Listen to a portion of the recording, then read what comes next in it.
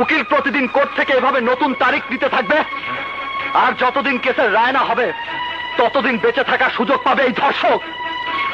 আমি আপনার কাছে হাত জোর করে প্রার্থনা করছি জজ সাহেব, নতুন করে শুনানির তারিখ আর দেবেন না। আমি আপনার কাছে প্রার্থনা করছি মে লর্ড, প্লিজ। আমি আদালতে যা বলেছি তাই এদেশের বাস্তবতা। নাবালিক ধর্ষণ, শিশুদের উপর অত্যাচার, মহিলা ধর্ষণ, তাদের উপর নগ্ন হামলা, তাদের মুখে এসিড ছুঁড়ে মারা এদেশের কঠিন বাস্তবতা।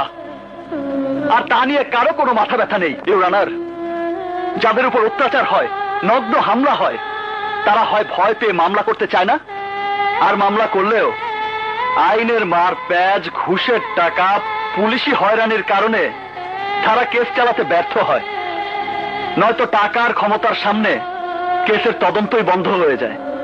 উল্টো তারা হামলার শিকার হয়, তাদের উপর ইনকোয়ারি হয়, কিন্তু সেই ইনকোয়ারির ফলাফল অনুযায়ী কোনো কাজ হয় এমন ঘটনা এদেশের মানুষ গল্প উপন্যাসেও পড়েনি। সমস্ত সাক্ষী আদালতে এসে তাদের সাক্ষ্য বদলে দেয় কেন? কোর্টে কেস এত লম্বা সময় ধরে চলে কেন? কোর্ট ও পুলিশের চক্করে পড়ে যারা কেস করেন তাদের বাড়ির মেয়ের বিয়ের বয়স পার হয়ে যায়, আর যদি স্ত্রী হয় সে বুড়ি হয়ে যায়, আর যে বুড়ি সে মরে যায়। এমন কেন হচ্ছে জজ সাহেব?